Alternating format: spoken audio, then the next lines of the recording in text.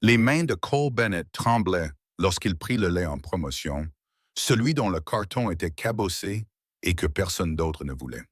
Sa fille Harper fredonnait à côté de lui, inconsciente du fait que son gâteau d'anniversaire de la semaine prochaine proviendrait d'un bac de solde. Les néons bourdonnaient au-dessus de leur tête. Des licenciements étaient prévus pour lundi. C'est alors qu'il la vit. Vivian Cross, la nouvelle PDG, immobile dans le rayon des produits laitiers, vêtue d'un tailleur de créateur, fixant les yaourts bio comme s'ils étaient écrits dans une langue étrangère. Mais elle n'était pas seule. Un homme vêtu d'un manteau coûteux s'approcha d'elle. Il avait le menton pointu et le regard froid. Cole entendit le venin dans sa voix. Tu ne les convaincras jamais que tu peux diriger cette entreprise toute seule, Vivien. Tu as besoin d'un homme. Le visage de Vivien pâlit. Son regard balaya le supermarché et se posa sur Cole. Elle parcourut la distance en 5 foulées, ses talons claquant comme un compte à rebours. De près, il pouvait voir le désespoir derrière le masque de PDG. Sa respiration était superficielle. Elle se pencha vers lui, son murmure tranchant comme du verre brisé. Fais semblant d'être mon petit ami maintenant ou tu perdras ton emploi lundi. Harper leva les yeux, perplexe. L'homme se rapprochait. Cole avait 3 secondes pour se décider. Le supermarché semblait plus petit. Soudain, l'esprit de Cole se mit à tourner à toute vitesse, effectuant des calculs impossibles. La liste des licenciements était réelle. Son nom était le 3e en haut de la liste.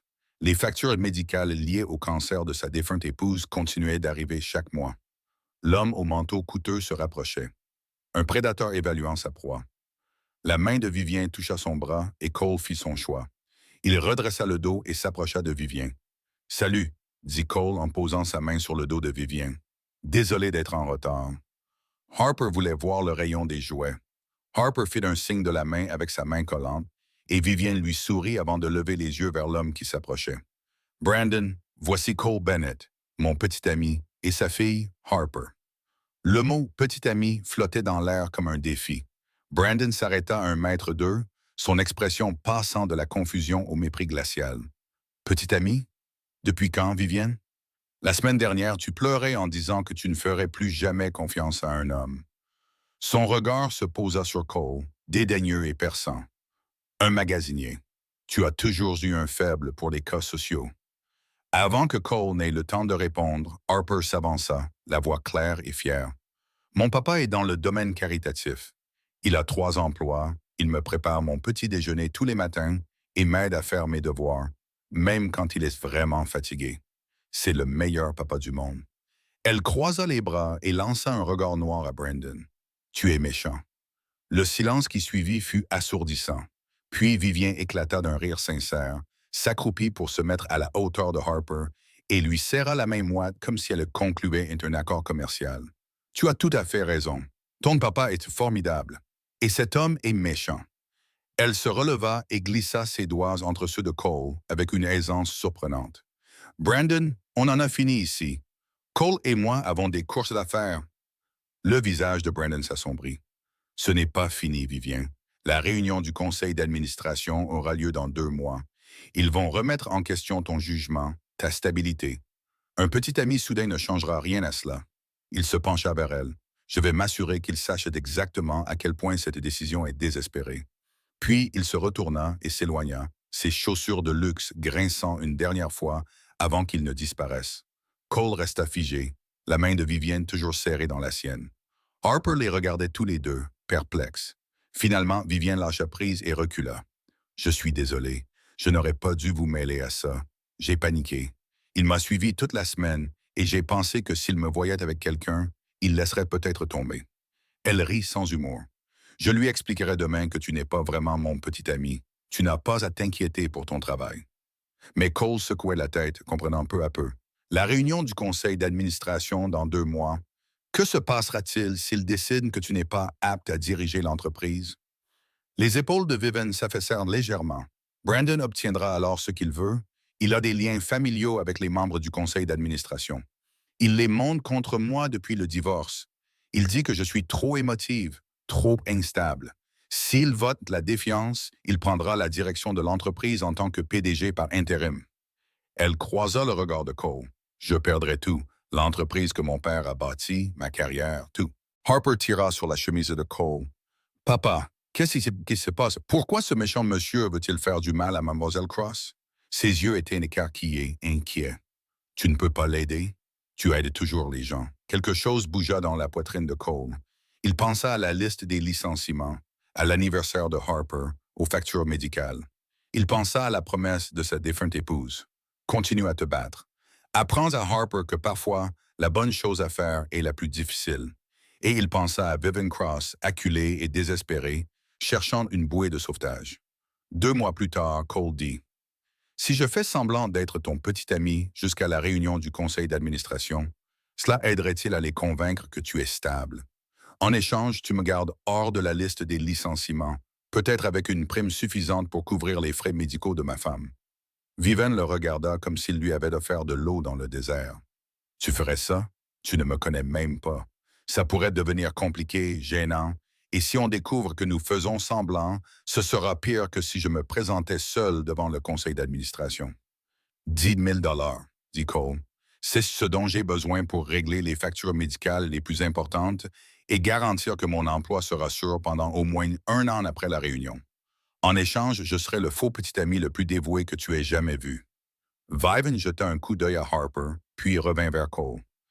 Qu'est-ce qu'on lui dit? Les enfants ne savent pas garder les secrets. Cole s'accroupit pour se mettre à la hauteur de Harper. Harper, ma chérie, Mademoiselle Cross a besoin d'aide.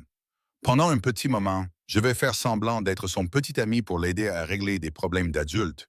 C'est comme jouer dans une pièce de théâtre. Tu fais juste semblant. D'accord, Harper fronça les sourcils, concentré. Comme quand j'ai fait semblant d'être une princesse pour la pièce de théâtre de l'école et que tout le monde croyait que j'étais vraiment une princesse, même si je n'étais que moi dans un costume. Elle regarda Vivian avec un regain d'intérêt. Tu fais semblant d'avoir besoin d'un petit ami comme j'ai fait semblant d'avoir besoin d'un prince? Quelque chose comme ça, répondit Vivian, avec un sourire sincère et un peu triste. Mais ce jeu doit rester entre nous. Tu peux garder un secret très important. Harper acquiesça solennellement, traçant un X sur son cœur. Je le jure, je suis très doué pour garder des secrets. Marché conclu, dit Vivian en tendant la main à Cole. Il se leva et la serra, malgré le caractère surréaliste de ce qu'ils étaient en train de convenir. Je vais rédiger un projet. Dans 2 mois, nous mettrons en scène une rupture discrète. Cole acquiesça. 2 mois, à partir de maintenant, à partir de maintenant. Vivian sortit son téléphone. Nous devrions échanger nos numéros et peut-être apprendre des choses basiques. Quelle est ta couleur préférée? Le bleu, répondit Cole. Comme l'océan. Et la tienne? Le rouge. Comme le vin et les panneaux stop. Les choses qui te causent des ennuis. Ils échangèrent leurs numéros. Et lorsque leurs doigts se frôlèrent, une décharge électrique traversa le charbon. « Je devrais finir mes courses, dit-il. Si quelqu'un demande comment nous nous sommes rencontrés. » Vive réfléchit un instant. Ici, au supermarché, il y a 3 semaines. Tu m'as aidé avec mes sacs de courses. On a échangé nos numéros. On est allé prendre un café. Simple, crédible, plutôt romantique. Ils restèrent là un instant. Puis Harper bâilla. « Je te laisse y aller, dit Vivian. Merci, Cole. Vraiment, tu n'as pas idée de ce que ça signifie. » Elle regarda Harper. « Et merci d'avoir défendu ton père. Il a de la chance de t'avoir. »« Je sais, » répondit simplement Harper en entraînant Cole vers la caisse. Cole se retourna une fois et vit Vivian toujours debout, les regardant partir avec une expression qu'il ne parvenait pas à déchiffrer. De la solitude? Peut-être quelque chose qui la faisait moins ressembler à une PDG et davantage à quelqu'un qui avait oublié ce que c'était que d'être choisi. La première semaine se déroula dans une coordination minutieuse, avec des SMS à des heures inhabituelles. Vivian en envoya 3 la première nuit, incapable de dormir, s'excusant pour le spam. Cole répondit à chaque fois, et ils tombèrent dans un rythme de conversation tardive qui semblait plus réel que tout ce qu'ils étaient censés simuler. Ils se rencontrèrent 2 fois pour prendre un café, répétèrent leur histoire jusqu'à ce qu'elle semble naturelle.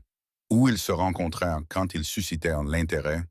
Pourquoi Cole, un employé d'entrepôt, intéresserait une PDG? Les gens adorent le test du père célibataire, expliqua Vivian lors de leur 2e café. Si une femme est capable de rencontrer l'enfant, c'est qu'elle est sérieuse. Cela nous donne l'air engagé. Est-ce que c'est ce que nous sommes? demanda Cole. Engagé? Vivienne marqua une pause. Dans notre arrangement? Absolument. L'un envers l'autre. Repose-moi la question dans 2 mois. Le premier vrai test eut lieu le vendredi soir. Vivian appela, paniquée. J'ai besoin de toi au dîner ce soir. Ma mère veut te rencontrer et je n'ai pas trouvé d'excuse assez rapidement. À 19h chez Marillo. Cole accepta, trouva une babysitter et arriva au restaurant à 19h25. Vivienne attendait dehors, arpentant le trottoir dans une robe rouge à couper le souffle et des talons hauts. Quand elle le vit, son visage s'illumina de soulagement. « Tu es venu. Bien sûr que je suis venu. Maintenant, raconte-moi tout sur ta mère. » Constance les attendait à l'intérieur, une femme d'une 60aine d'années aux cheveux gris acier et aux yeux qui ne manquaient rien. Elle les regardait s'approcher comme un général inspectant ses troupes. « Maman, » dit Vivian d'une voix tendue, « voici Cole Bennett. » Cole tendit la main. « Madame Cross, c'est un honneur. » Constance lui serra la main avec une poigne qui aurait pu casser des noix.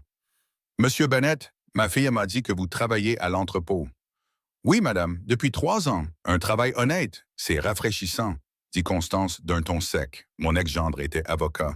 Un travail très malhonnête, comme on l'a découvert. Le dîner fut un champ de mine de questions destinées à le piéger. Cole répondit honnêtement quand il le pouvait, esquiva quand c'était nécessaire. Lorsque Constance posa des questions sur la mère de Harper, le silence s'installa à table. « Elle est morte il y a 3 ans, » dit Cole doucement. « D'un cancer, Harper avait 4 ans. » Le visage de Constance s'adoucit. « Je suis désolé pour votre perte. »« Merci, Harper me permet de continuer. »« Les enfants font ça, » dit Constance. « Ils nous donnent des raisons de continuer à nous battre. » Elle regarda Vivian. « Ma fille s'est battue seule trop longtemps. Je suis heureuse qu'elle ait trouvé quelqu'un prêt à se tenir à ses côtés. » Cole croisa son regard. « Je ne veux pas changer Vivian ni la contrôler. J'aime qui elle est. Forte, intelligente et gentille quand elle pense que personne ne la regarde. Mon travail n'est pas de la réparer. C'est juste d'être là, de lui rappeler qu'elle n'a pas à tout porter seule. » La main de Vivian se crispa dans la sienne sous la table, et il vit des larmes dans ses yeux. Constance acquiesça lentement. « C'est la bonne réponse, Monsieur Bennett. Reste à voir si c'est vrai. » Après le départ de Constance, Vivian et Cole restèrent assis en silence. « Tu as été parfait, » dit Vivian. « Elle t'a apprécié, je l'ai vu. Elle est terrifiante, admet Cole. Mais je comprends pourquoi elle te protège. » Il regarda leurs mains entrelacées sur la table. « Vis à propos de ce que j'ai dit. »« Ne fais pas ça, » dit Vivian doucement. « Ne retire pas tes paroles. Même si tu ne faisais que jouer un rôle, c'était agréable à entendre. Cela fait si longtemps que personne ne me voit autrement que comme quelqu'un de brisé, de difficile ou d'excessif. » Cole eut la gorge serrée. « Tu n'es pas excessive, tu es juste comme il faut. » Les mots restèrent en suspendus entre eux, chargés d'un sens qu'aucun des deux n'était prêt à dévoiler. « Nous devrions y aller, » dit finalement Vivian. « Tu as une fille qui t'attend, et moi... » Elle marqua une pause. « Je ne veux pas t'empêcher de vivre ta vraie vie. Cela devient ma vraie vie, » dit Cole avant de pouvoir s'en empêcher. « Ces dîners, ces conversations, toi... Tout cela commence à me sembler plus réel que tout ce que j'ai connu ces 3 dernières années. » Les yeux de Vivian scrutèrent son visage. « C'est dangereux, Cole, pour nous deux. Je sais, mais tu ne vas pas te défiler, n'est-ce pas? » Elle sourit, timidement et avec incertitude. « Non, je ne vais pas me défiler. Alors je suppose que nous sommes tous les deux dans le pétrin. » Cole voulait lui dire qu'il ne jouait pas un rôle, que chaque mot prononcé pendant le dîner était vrai. Mais il leur restait encore 7 semaines, et avouer ses vrais sentiments compliquerait tout. Il changea donc de sujet. « Quand veux-tu que Harper et moi venions dîner avec ta mère? Tu lui as promis qu'elle pourrait rencontrer Harper. » Le visage de Vivian s'illumina. « Demain, dimanche soir, je cuisinerai. »« Eh bien, tu cuisineras et j'essaierai de ne pas mettre le feu à ma cuisine. » Marché conclu. Il est temps que tu apprennes au moins une compétence domestique en plus de faire du café. Le dîner du dimanche aurait dû être gênant. Au lieu de cela, ce fut l'une des meilleures soirées dont Cole se souvienne. Harper charma Constance en moins de 10 minutes en lui demandant si elle voulait voir l'étagère arc-en-ciel qu'elles avaient organisée ensemble. « Mademoiselle V aime les couleurs maintenant », annonça Harper fièrement. « Papa dit que ce n'est pas pratique, mais je trouve ça magnifique. » Constance haussa un sourcil vers sa fille, Mademoiselle V. « C'est comme ça que Harper m'appelle », expliqua Vivian, l'air embarrassé et ravi. Et Cole m'appelle V. Apparemment, Vivian est trop formelle pour les gens qui m'apprécient vraiment. C'est trop formel, acquiesça Constance. Je n'ai jamais compris pourquoi ton père tenait tant à ce nom guindé. Je voulais t'appeler Ivy. Ivy Cross? Vivian plissa le nez. On dirait le nom d'une méchante dans un feuilleton télévisé, maman. C'est un nom botanique et élégant, répondit Constance avec dignité. Puis elle se tourna vers Cole qui, dans la cuisine, essayait d'apprendre à Vivian à superposer les couches d'une lasagne. Vous êtes très patient avec elle, Monsieur Bennett. Cole, je t'en prie. Et ce n'est pas de la patience. En fait, elle est douée pour ça, une fois qu'elle arrête de trop réfléchir. Vivian avait du mal avec les feuilles de pâte, ses compétences professionnelles l'abandonnant complètement. Elle cherchait sans cesse l'approbation de Cole après chaque couche, comme si elle avait peur d'échouer, même dans quelque chose d'aussi simple. Cela faisait mal au cœur à Cole. Tu t'en sors très bien, dit-il doucement, hein? Juste pour elle. Tu vois, c'est des couches parfaites. Menteur, murmura-t-elle en retour, mais elle souriait d'une manière qui la faisait paraître plus jeune, moins accablée. Le dîner fut chaotique et merveilleux. Harper parla sans arrêt de l'école, de son professeur et de sa meilleure amie qui avait déménagé. Constance l'écoutait avec un intérêt sincère, posant des questions qui montraient qu'elle se souciait vraiment des réponses. Cole observa Vivien regarder sa mère interagir avec Harper, vit le désir dans ses yeux, le chagrin inexprimé pour les enfants qu'elle avait perdus et qu'elle n'aurait peut-être jamais. Lorsque Harper demanda à Vivienne si elle avait des enfants, le silence s'installa autour de la table. « Non, ma chérie, » répondit Vivienne doucement, « mais j'en ai toujours voulu. »« Tu peux me partager, » proposa Harper, avec la généreuse simplicité de l'enfance. « J'ai beaucoup d'amour et papa dit que l'amour devient plus grand quand on le partage, pas plus petit. » Les yeux de Vivienne se rempliront de larmes. « C'est très gentil, Harper. Merci. » Elle regarda Cole avec une expression vulnérable et terrifiée. Cela devenait trop réel, trop vite, et ils le savaient tous les deux. Mais aucun des deux ne semblait capable de s'arrêter. Les 4 semaines suivantes se confondirent. Cole et Vivienne trouvèrent un rythme qui semblait naturel malgré ses origines artificielles. Ils dînaient 2 fois par semaine avec Harper, qui était devenue leur compagne constante et leur chaperonne officieuse.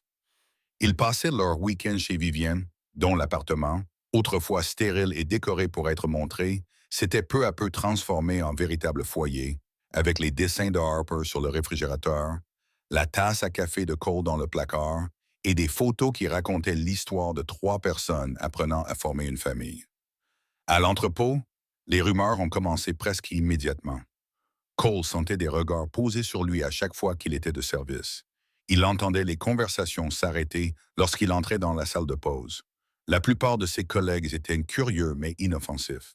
Quelques-uns, comme Curtis, étaient ouvertement hostiles. Un après-midi, Curtis coinça Cole dans le quai de chargement, loin des superviseurs et des caméras de sécurité. « Alors, toi et le PDG, hein? » dit Curtis en s'appuyant contre une pile de palettes avec une désinvolture calculée. « C'est pratique. Juste avant les licenciements, tu te mets soudainement en couple avec le patron qui a le pouvoir de te garder ton emploi. » Cole a continué à charger des cartons, refusant de mordre à l'hameçon. « Ce n'est pas comme ça, Curtis. » N'est-ce pas? Curtis s'est approché, baissant la voix jusqu'à murmurer d'un ton sec. « Allez, Bennett. Je travaille ici depuis 5 ans de plus que toi. J'ai plus d'ancienneté, de meilleurs résultats, une famille à nourrir.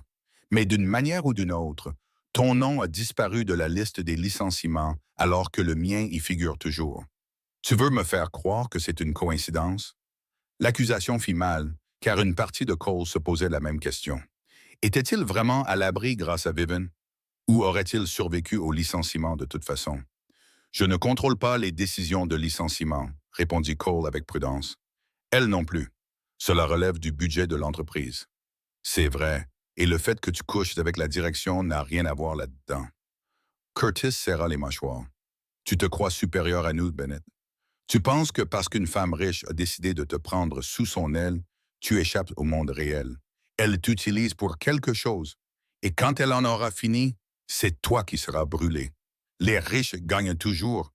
Les gars comme nous ne sont que des dommages collatéraux. » Ces mots se logèrent dans la poitrine de Cole comme des éclats d'obus. Cette nuit-là, il ne put dormir. Justement. Il resta éveillé à réfléchir aux accusations de Curtis, aux 10 000 $ qui se trouvaient sur son compte bancaire, à la question de savoir si tout ce qu'il ressentait pour Vivacine était réel ou simplement une forme sophistiquée d'instinct de survie. À 2 heures du matin, incapable de supporter plus longtemps ses propres pensées, il lui envoya un SMS. « Tu es réveillé ?» La réponse arriva en quelques secondes. « Je n'arrive jamais à dormir. » Curtis m'a confronté aujourd'hui. Il m'a dit « Je ne suis en sécurité que grâce à toi. » Il m'a dit « Tu te sers de moi et je suis trop stupide pour m'en rendre compte. » Son téléphone sonna immédiatement. « Cole. » La voix de Vivian était tendue par l'émotion. « Curtis a tort. Tu n'es pas sur la liste des licenciements parce que tu es bon dans ton travail. J'ai consulté ton dossier. Tes notes d'efficacité te placent dans les 15% supérieurs. Tu n'as jamais été vraiment en danger. Mais tu as consulté mon dossier. Tu t'en es assuré. Bien sûr que je l'ai fait. Je n'allais pas les laisser licencier quelqu'un de précieux simplement parce qu'un comptable de l'entreprise n'avait pas examiné les chiffres de près. Mais Cole, cela n'a rien à voir avec nous. Il y eut une pause. Ou bien si. As-tu des doutes? Cole pensa à Harper qui dormait dans la pièce voisine, à la façon dont sa fille avait commencé à dessiner des images de notre famille qui incluaient Vivian. Il pensa à la façon dont Vivian avait appris à Harper qu'être intelligent n'était pas quelque chose à cacher, à la façon dont elle avait appris à plier le linge juste pour pouvoir l'aider le dimanche après-midi, aux milliers de petits moments qui s'étaient accumulés pour former quelque chose qu'il avait peur de nommer. « Non, dit-il finalement. Je ne change pas d'avis. J'ai juste peur. Cela va bien au-delà de ce dont nous avions convenu, et je ne sais plus comment gérer la situation. J'ai peur, moi aussi. » Admis Vivian d'une voix à peine audible. « Chaque matin, je me réveille en pensant que c'est le jour où tout va s'effondrer. Le jour où tu te rendras compte que je suis trop exigeante ou où Harper sera blessé parce que nous l'avons entraîné dans notre chaos. Ou encore où Brandon trouvera quelque chose que nous avons manqué et détruira tout. » Elle prit une inspiration tremblante. « Mais ensuite, tu m'envoies un SMS pour me dire bonjour, ou Harper m'envoie un dessin qu'elle a fait, ou je te vois m'attendre sur le parking à la fin de ma journée de travail. Et je me dis que ça vaut peut-être la peine d'avoir peur si c'est ce qui m'attend de l'autre côté. Qu'y a-t-il de l'autre côté, Evie? Je ne sais pas encore, mais je veux le découvrir. Et toi? Oui. Cole a dit que je le voulais vraiment. Le point de rupture est survenu au bout de 5 semaines. Cole a reçu un avis bancaire. 10 000 $ avaient été déposés par Vive Cross, le paiement qu'ils avaient convenu. En regardant ces chiffres sur l'écran de son téléphone, Cole s'est senti physiquement malade. Il avait oublié qu'il s'agissait d'une transaction. Il s'était laissé croire que c'était quelque chose de plus, quelque chose de réel. L'argent était la preuve que, peu importe le nombre de dîners qu'ils avaient partagés, ou le nombre de fois où Harper avait appelé Vivian, Miss V, avec une affection sincère, cela avait commencé comme un accord commercial. Et peut-être que cela ne serait jamais rien d'autre. Il l'a immédiatement appelé, les mains tremblantes. « Pourquoi as-tu envoyé l'argent maintenant? » La réunion du conseil d'administration n'aura lieu que dans 3 semaines. La voix de Vivian était faible, fragile d'une manière qu'il n'avait jamais entendue auparavant. Je voulais que tu l'aies au cas où quelque chose arriverait avant. Au cas où Brandon découvrirait tout et que tout s'écroulerait et que tu t'en ailles, au moins tu aurais ce dont tu as besoin, ce dont nous avions convenu. Vie, ce n'est pas... Cole s'interrompit. Il ne savait pas trop ce qu'il essayait de dire, que ce n'était plus une question d'argent, qu'il resterait même sans cet argent. Mais le ferait-il vraiment? Si Harper avait besoin de quelque chose, si les factures arrivaient à échéance, si Vivian lui demandait de choisir entre la sécurité financière et cette chose indéfinie qui grandissait entre eux, que choisirait-il? Cole, j'ai quelque chose à te dire. La voix de Vivian se brisa et il comprit qu'elle avait pleuré. Brandon est au courant. Je ne sais pas comment, mais il sait que nous faisons semblant. Il m'a appelé aujourd'hui. Il a dit qu'il avait des preuves que nous ne nous étions rencontrés qu'il y a 6 semaines, que la chronologie ne correspondait pas à ce que nous avions dit aux gens. Des images de vidéosurveillance du supermarché, horodatées, montrant le moment exact où je t'ai abordé. Il va les présenter lors de la réunion du conseil d'administration. Le monde de Cole s'est effondré. Il s'est assis lourdement sur son canapé, la pièce tournait autour de lui. Quel genre de preuve? Toutes les images de la caméra montrant que nous étions des inconnus. Les relevés bancaires montrant que je t'ai payé. Il a monté tout un dossier prouvant qu'il s'agissait d'une relation fabriquée de toutes pièces afin de manipuler la perception que le conseil d'administration avait de ma stabilité. Elle rit amèrement. Nous avons fait tellement attention à notre histoire, à nos apparitions publiques, mais nous avons oublié les caméras. Comment ai-je pu être aussi stupide? Tu n'es pas stupide, dit Cole automatiquement. Nous avons tous les deux manqué cela. Mais son esprit était déjà en ébullition, calculant les conséquences. Qu'arriverait-il à Harper si cela était rendu public? Les parents de ses camarades de classe chuchoteraient-ils à propos de son père qui s'était vendu à un PDG? Comprendrait-elle qu'il l'avait fait pour elle? Ou se souviendrait-elle simplement de la honte? Que va-t-il se passer maintenant? Demanda-t-il d'une voix creuse. Nous avons maintenant 3 semaines pour décider si nous nous battons ou si nous abandonnons. Si nous essayons d'expliquer que oui, cela a commencé comme un faux, mais que c'est devenu réel, ce qui semble désespéré et peu convaincant, même à mes yeux. Ou si nous admettons simplement notre défaite et que je me présente seul devant le conseil d'administration. Vivian resta silencieuse pendant un moment. Cole, je veux que tu saches que je ne suis pas en colère. Je veux que ce soit clair. Cela a toujours été un pari risqué. Tu m'as déjà donné plus que je ne méritais. 6 semaines sans être seul. 6 semaines où j'ai eu l'impression que quelqu'un se souciait de ma réussite ou de mon échec. 6 semaines avec le rire de Harper, tes blagues horribles, et où j'ai appris à plier le linge et à cuisiner des lasagnes. C'est plus que ce que j'ai eu depuis des années, peut-être plus que ce que j'aurai jamais.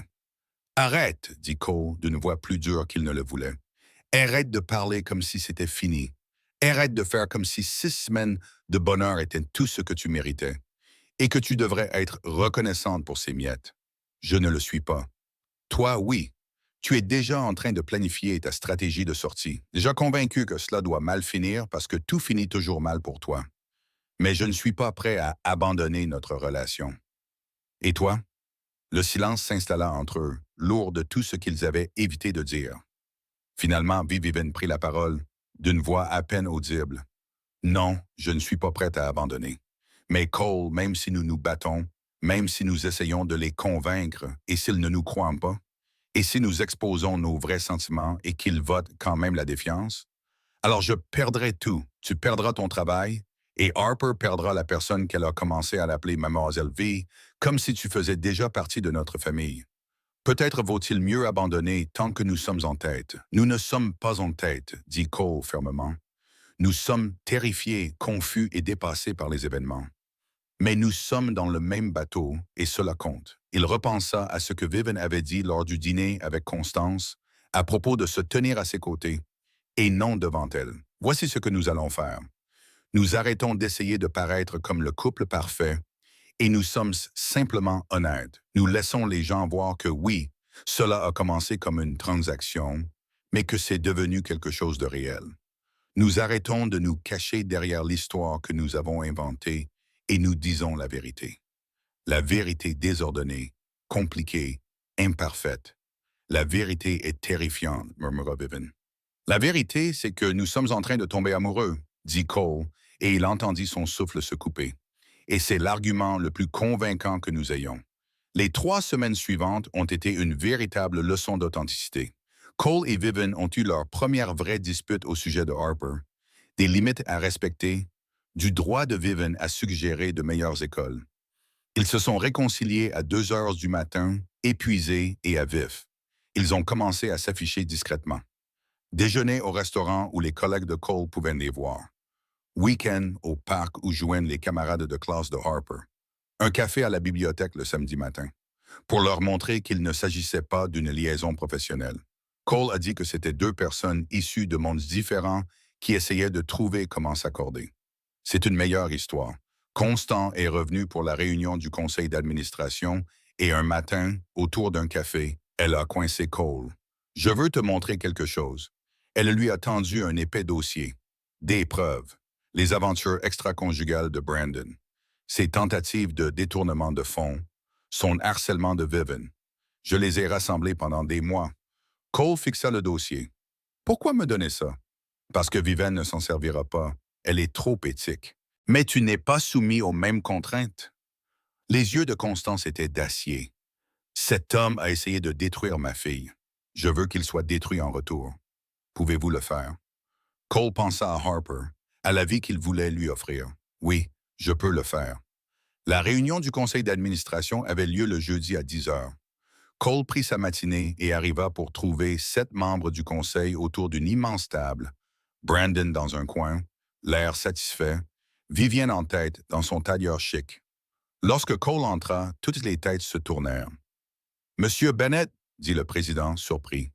C'est une réunion à huis clos. Je l'ai invité, dit Vivien d'un ton ferme. Si nous discutons de ma vie privée, je veux qu'il soit présent pour se défendre. Brandon sourit. Bien sûr, écoutons ce que l'employé de l'entrepôt a à dire. Dites-nous quand exactement vous avez rencontré Vivien. Il appuya sur Play sur son ordinateur portable. On voyait des images granuleuses de Vivien s'approchant de Cole dans le supermarché, le désespoir sur son visage, sa supplication murmurée. La date indiquée était il y a 6 semaines, et non 3 semaines comme il l'avait prétendu. Intéressant. Brandon dit, cela ne ressemble pas à une relation de 3 semaines. Cela ressemble plutôt à un accord désespéré. Je soutiens que Vivian Cross a menti, qu'elle a inventé une relation pour paraître stable. Cela remet en question son jugement et sa capacité à diriger. Le conseil murmura. Vive Pali. Cole se leva. Vous avez raison. C'est exactement ce qui s'est passé. Vivian tourna brusquement la tête vers lui, le regard trahissant sa trahison, mais Cole continua à parler. Vivian m'a abordé il y a 6 semaines parce qu'elle était désespérée et effrayée. Et vous? Il désigna Brandon. Nous la harcelons. Elle m'a demandé de faire semblant d'être son petit ami. J'ai accepté parce que j'avais besoin d'argent et que je comprenais ce que c'était que d'être acculé. Cole ne fait pas ça. Vivian commença, mais Cole leva la main. Laissez-moi finir. Oui, cela a commencé par un mensonge, une transaction. Mais vous voulez savoir ce qui s'est passé ensuite? Nous sommes devenus amis. De vrais amis. Elle a appris à ma fille qu'il ne fallait pas cacher son intelligence et son ambition. J'ai appris que le fait d'être pauvre ne me rendait pas moins digne. Elle a appris qu'elle n'avait pas à tout affronter seule. Il a sorti le dossier de Constance, puis je suis tombé amoureux d'elle, ce qui est gênant, compliqué et probablement un très mauvais jugement. Mais c'est la vérité. La salle est devenue silencieuse. Les yeux de Vivienne se sont remplis de larmes. Cole a posé le dossier sur la table. Avant de voter sur l'aptitude de Vivienne, regardez ses preuves des affaires de Brandon Walsh, ses tentatives de détournement de fonds, son harcèlement de votre PDG pendant 6 mois. Tout est documenté de manière exhaustive. Viv ne vous les montrerait pas parce qu'elle est trop éthique, mais je ne suis pas lié par les mêmes règles. Il regarda Brandon, dont le visage était devenu pâle. Si vous remettez en question son jugement, commencez par remettre en question le sien. Le président ouvrit le dossier, le visage assombri. Les autres membres se penchèrent. Les murmures s'intensifièrent. Brandon se leva, trouvant déjà des excuses, mais personne ne l'écoutait. Cole s'approcha de Vivienne. « Je suis désolé de t'avoir mis dans cette situation. Mais je pensais chaque mot. »« Tu m'aimes » murmura Vivienne. « Oui, je t'aime. Quel mauvais timing. » Elle rit à travers ses larmes. « Le pire. Alors vire-moi. Dis-moi que je suis une idiote. » Au lieu de cela, Vivienne saisit son visage et l'embrassa devant le conseil d'administration, devant Brandon, devant tout le monde. Le président souriait lorsqu'ils se séparèrent. « Monsieur Walsh, la sécurité va vous raccompagner. Nous allons examiner votre implication. » Brandon partit sans un mot. Le vote fut unanime. Vivienne resta PDG en toute confiance. La salle se vida jusqu'à ce qu'il ne reste plus que Cole et Vivien, toujours enlacés. « Tu m'aimes, » répéta Vivien. « Oui. Ça te va, Cole? Tu viens de détruire ton plan. Tu leur as tout dit. Tu aurais pu garder l'argent et partir sans encombre. Parce qu'à un moment donné, entre le supermarché et les cours de cuisine pour apprendre à faire des lasagnes, tu as cessé d'être un travail pour devenir quelqu'un dont je ne peux plus imaginer ma vie sans toi. » Vive sourit d'un sourire sincère, radieux et libre. « Alors, c'est oui pour l'amour? C'est un oui terrifiant, compliqué, qui va probablement être compliqué. » Ils sont sortis ensemble et, dehors, Constance attendait avec Harper. « Ça a marché? » demanda Harper. « Tu es toujours Mademoiselle V? »« Je suis toujours Mademoiselle V, » répondit Vivienne en s'accroupissant. « Si ça te convient, ça me va. » Harper jeta ses bras autour de Vivien. Tant mieux, parce que j'ai dit à mes amis que j'allais avoir une nouvelle maman, et ce serait embarrassant si je me trompais. Constance rit. L'enfant a parlé. Vous feriez mieux de rendre ça officiel. Finalement, dit Cole en les serrant toutes les deux dans ses bras. Commençons par sortir ensemble pour de vrai, juste pour voir comment ça se passe. Je peux le faire, acquiesça Vivian. Mais je te préviens, je ne suis pas doué pour les rendez-vous galants. Heureusement, je ne vais nulle part. Ils allèrent déjeuner au restaurant. Ils s'entassèrent tous les quatre dans une cabine. Harper commanda des pancakes et mit du sirop partout. Constance raconta des histoires embarrassantes. Les collègues de Cole les regardaient, mais ils s'en moquaient. C'était sa vie maintenant. Désordonnée, publique et rien à voir avec ce qu'il avait prévu. C'était parfait. 6 mois plus tard, Cole se tenait dans leur appartement. Ils avaient emménagé ensemble 3 mois plus tôt, à la fin de son bail. Harper était à une soirée pyjama. L'appartement était calme. Vivian préparait le dîner sans supervision, ce qui l'étonnait toujours. Elle était devenue douée pour les plats de bail, les pâtes, les sautés et même le poulet rôti. V. Cole a appelé. « Tu peux venir? » Elle entra, s'essuyant les mains sur une serviette et trouva Cole à genoux. Elle écarquilla les yeux et porta la main à sa bouche. « Je sais que nous avions dit d'y aller doucement, » commença Cole, « mais Harper m'a demandé hier quand elle pourrait t'appeler maman, et je ne savais pas comment lui dire qu'elle devait attendre les papiers. Je sais que cet appartement me semble plus accueillant que tous ceux où j'ai vécu. Je sais. Je veux arrêter de prétendre que nous y allons doucement et admettre que nous sommes tous les deux engagés. » Il sortit une bague. Rien d'extraordinaire, mais authentique et à lui. Achetée avec son propre argent, grâce à sa récente promotion. « Vivian Cross, veux-tu m'épouser pour de vrai cette fois? » Vivien pleurait, riait, s'agenouillait. « Oui. Mon Dieu, oui. Bien sûr, oui. » La bague s'enfilait parfaitement. Ils s'embrassèrent sur le sol de leur appartement, et Cole repensa à cette nuit au supermarché, à leur désespoir et à leur peur, à l'impossibilité d'imaginer que cette panique les mènerait là, à l'amour, à une famille, à un foyer. « Je t'aime, » murmura Vivien. « Je t'aime aussi, » murmura Cole en retour, « même si tu ne sais toujours pas plier le linge. » Elle rit et l'embrassa à nouveau. Le mariage fut intime, en présence uniquement de la famille et des amis proches, dans le jardin de Constance, par un parfait après-midi de mai. Harper était de la demoiselle d'honneur, prenant son rôle avec le sérieux militaire d'un général commandant ses troupes. Elle avait insisté pour un thème arc-en-ciel, car Mademoiselle V aime que les couleurs soient bien organisées, et Vivian avait réussi à rendre cela élégant plutôt que chaotique, avec des fleurs arc-en-ciel disposées par ton dégradé, créant un effet à la fois fantaisiste et sophistiqué. Curtis fit une apparition surprise avec des excuses et un cadeau emballé dans du papier argenté. « Tu avais raison, » dit-il à Cole avant la cérémonie, la voix rauque d'embarras. « À propos du fait que des gars comme nous méritent mieux. À propos du fait de ne pas laisser l'amertume l'emporter. Je suis désolé d'avoir été aussi con. Tu as obtenu ta promotion parce que tu l'as méritée, pas à cause de la personne que tu as épousée. J'aurais dû le savoir. » Cole lui serra fermement la main. « C'est du passé, mec, et merci d'être venu. Ça compte beaucoup pour moi. » Alors que Vivian remontait l'allée au bras de sa mère, que Harper dispersait des pétales de rose avec une précision qui aurait fait de la fierté d'un sergent instructeur, Cole attendait à l'hôtel, se sentant comme l'homme le plus chanceux du monde. Il repensa à tous les moments qu'il avait menés jusqu'ici. Le lait en promotion, le murmure désespéré dans une allée éclairée par des néons, le premier dîner maladroit, le premier vrai baiser, la réunion du conseil d'administration où tout aurait pu s'effondrer. Chaque étape compliquée, imparfaite, qui les avait amenés de l'état d'étranger à celui-ci. Vivian l'atteignit, son sourire radieux derrière son voile, et Cole vit des larmes couler déjà sur son visage. « Salut », murmura-t-elle, la voix tremblante. « Salut », murmura Cole en retour, les yeux brûlants. « Tu pleures, des larmes de joie. Je n'aurais jamais pensé vivre ça. Après Brandon, après tout ce qui s'était passé, je pensais avoir épuisé toutes mes chances en amour. Heureusement que je suis têtu et que je ne t'ai pas cru. Heureusement que tu as su voir au-delà du masque du PDG pour découvrir la personne qui se cachait derrière. »« Prêt à officialiser votre union ?» demanda l'efficace en leur souriant. « Prêt depuis le supermarché ?» répondit Cole. Et Vivian rit à travers ses larmes. Ils prononcèrent leurs vœux, de vrais vœux cette fois, Pas des contrats, des arrangements ou des tromperies soigneusement élaborées, mais des promesses qu'ils avaient l'intention de tenir. Cole promet de rester à ses côtés pendant les réunions du conseil d'administration, les mauvais jours et les moments où elle oublierait sa propre valeur. Viven promit d'enseigner à Harper que l'ambition était une belle chose, d'apprendre à cuisiner au moins 10 plats sans rien brûler et de ne jamais cesser de le choisir chaque jour.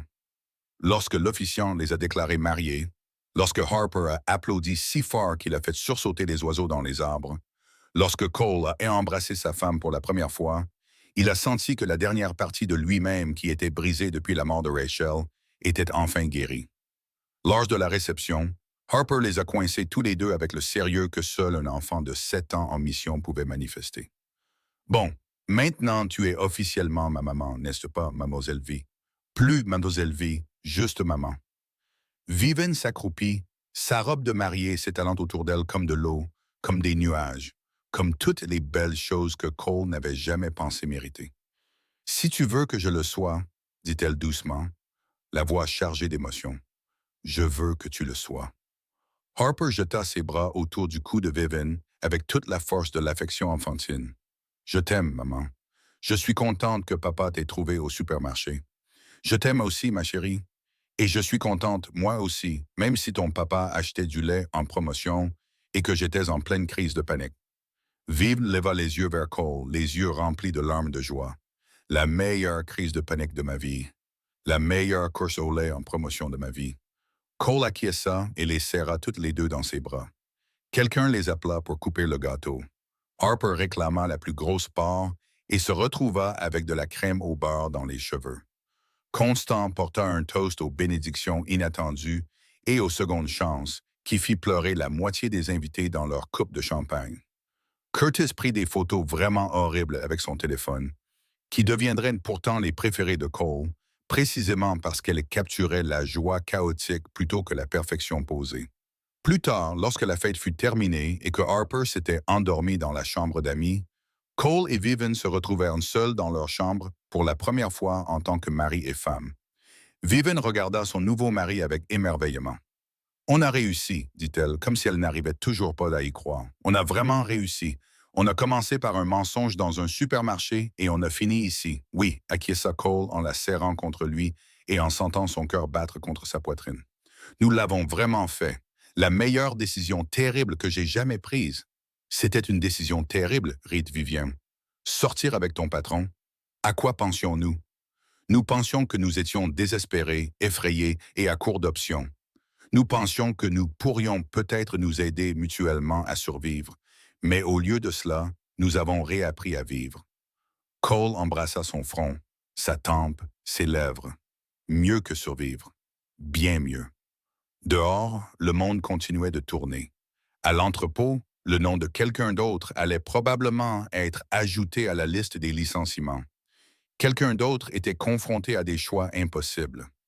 Dans les salles de réunion de la ville, des gens concluaient des accords et les rompaient, se battaient pour le pouvoir et perdaient de vue ce qui était important. Dans les supermarchés, partout, des gens désespérés se tenaient dans les allées éclairées par des néons, essayant de faire durer leur argent, de faire fonctionner leur vie, de recoller les morceaux de leur existence brisée. Mais ici, à cet instant, Cole Bennett et Vivian Cross avaient tout ce dont ils avaient besoin. Ils avaient commencé par un mensonge et construit une vérité. Ils avaient été brisés séparément et s'étaient reconstruits l'un l'autre. Ils avaient tenté leur chance dans une allée de produits laitiers, éclairée par des néons, et l'avaient transformée en une histoire éternelle. Et si vous leur posiez des questions sur cette nuit-là, sur le lait en promotion, le costume de marque et la supplique murmurée qui avait tout changé, ils vous répondraient la même chose. Parfois, les meilleures choses de la vie commencent par les pires idées.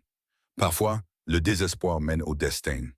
Et parfois, lorsque vous êtes assez courageux pour demander de l'aide et assez généreux pour en donner, vous trouvez exactement ce que vous ne saviez pas que vous cherchiez. Un partenaire, un parent, une personne qui vous attend à la maison. Un amour réel, compliqué, mais qui vaut vraiment la peine de se battre. Un amour qui naît dans les endroits les plus improbables et qui se transforme en quelque chose qui vous fait croire aux secondes chances, au nouveau départ, à la possibilité que les choses brisées puisse guérir si vous êtes prêt à être honnête au sujet des fissures. Ils s'endormirent cette nuit-là enlacés, la respiration douce de Harper audible à travers le babyphone qu'ils avaient gardé, plus pour le réconfort que par nécessité. Et Cole pensa à Rachel, à la façon dont elle lui avait fait promettre de continuer à vivre, de retrouver la joie, d'enseigner à Harper que l'amour n'était pas fini, qu'aimer quelqu'un d'autre ne diminuait en rien ce qu'ils avaient partagé. Il pensait qu'elle aimerait Vivienne, qu'elle apprécierait la façon dont elle avait appris à Harper à être audacieuse, à prendre sa place, à croire qu'elle méritait de bonnes choses. Et il pensait que, où qu'elle soit, Rachel souriait, reconnaissante que sa famille ait trouvé le moyen de se reconstruire.